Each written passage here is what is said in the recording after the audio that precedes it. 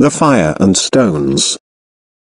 Cut. The fires and stones cut means that when the enemy's long sword and your long sword clash together, you cut as strongly as possible without raising the sword even a little.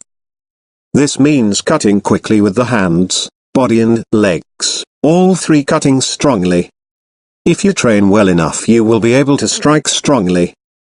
The red leaves cut.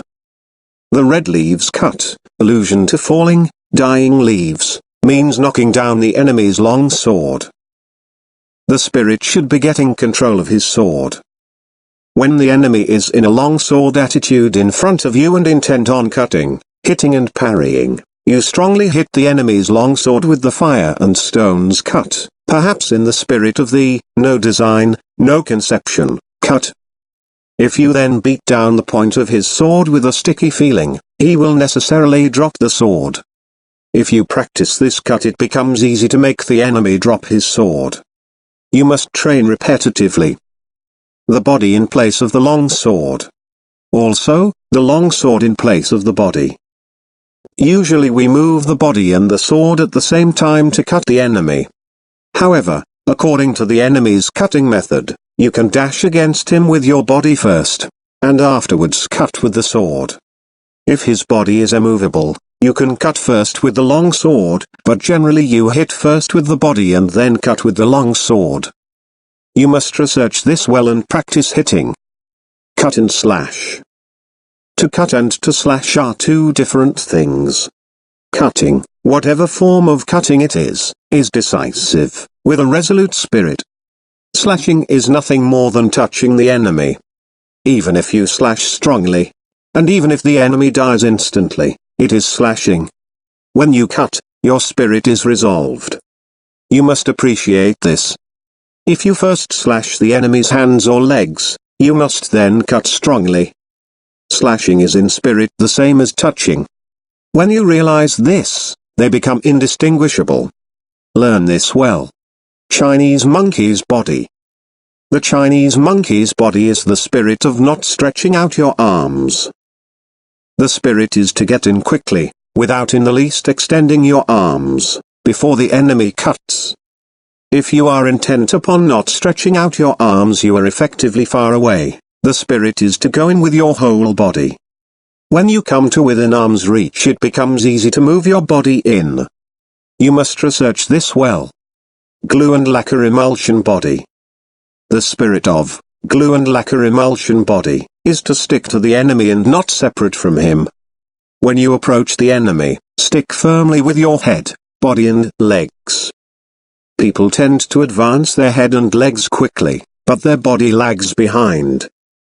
You should stick firmly so that there is not the slightest gap between the enemy's body and your body. You must consider this carefully.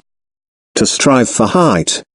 To strive for height, is meant, when you close with the enemy, to strive with him for superior height without cringing. Stretch your legs, stretch your hips, and stretch your neck face to face with him. When you think you have won, and you are the higher, thrust in strongly. You must learn this. To apply stickiness.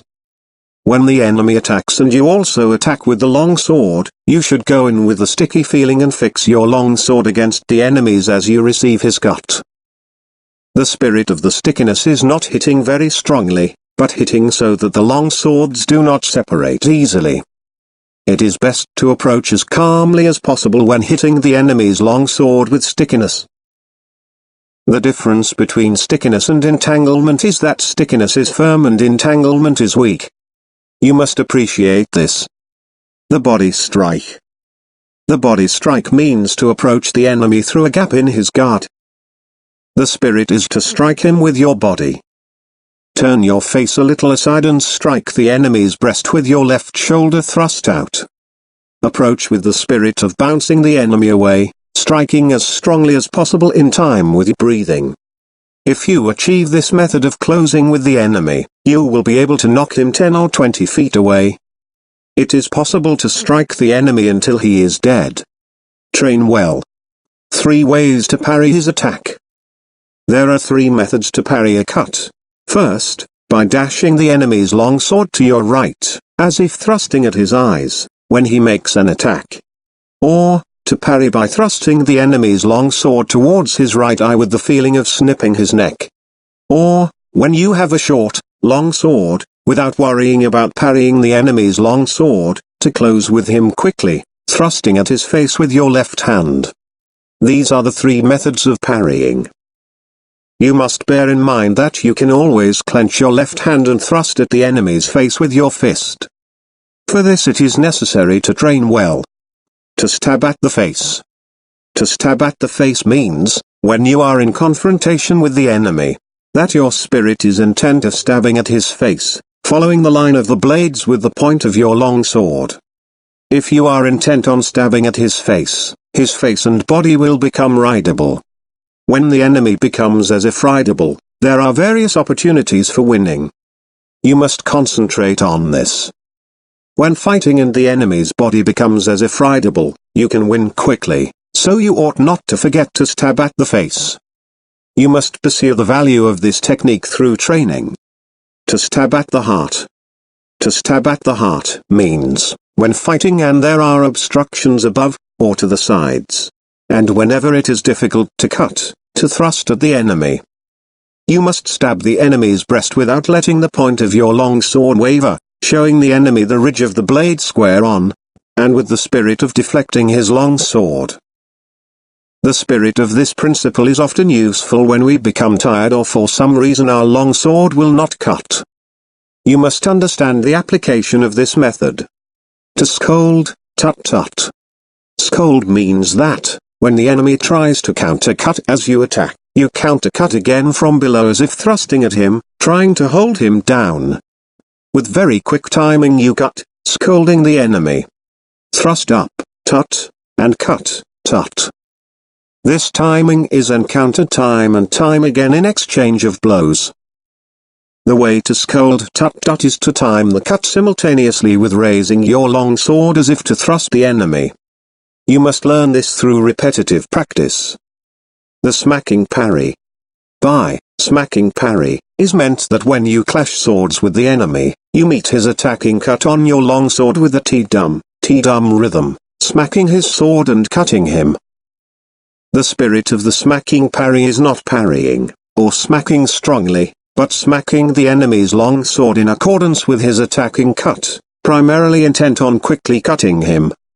If you understand the timing of smacking, however hard your long swords clash together, your sword point will not be knocked back even a little.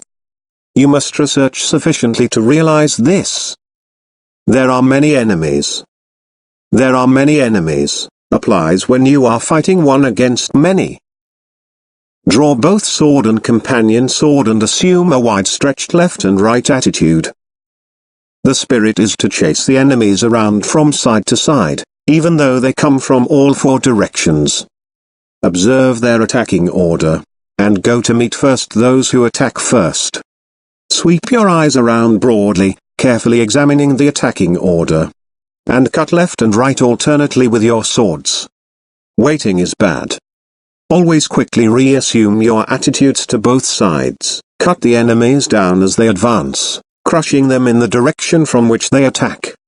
Whatever you do, you must drive the enemy together, as if tying a line of fishes, and when they are seen to be piled up, cut them down strongly without giving them room to move. The advantage when coming to blows. You can know how to win through strategy with the long sword, but it cannot be clearly explained in writing. You must practice diligently in order to understand how to win. Oral tradition, the true way of strategy is revealed in the long sword. One cut. You can win with certainty with the spirit of one cut. It is difficult to attain this if you do not learn strategy well. If you train well in this way, strategy will come from your heart and you will be able to win at will.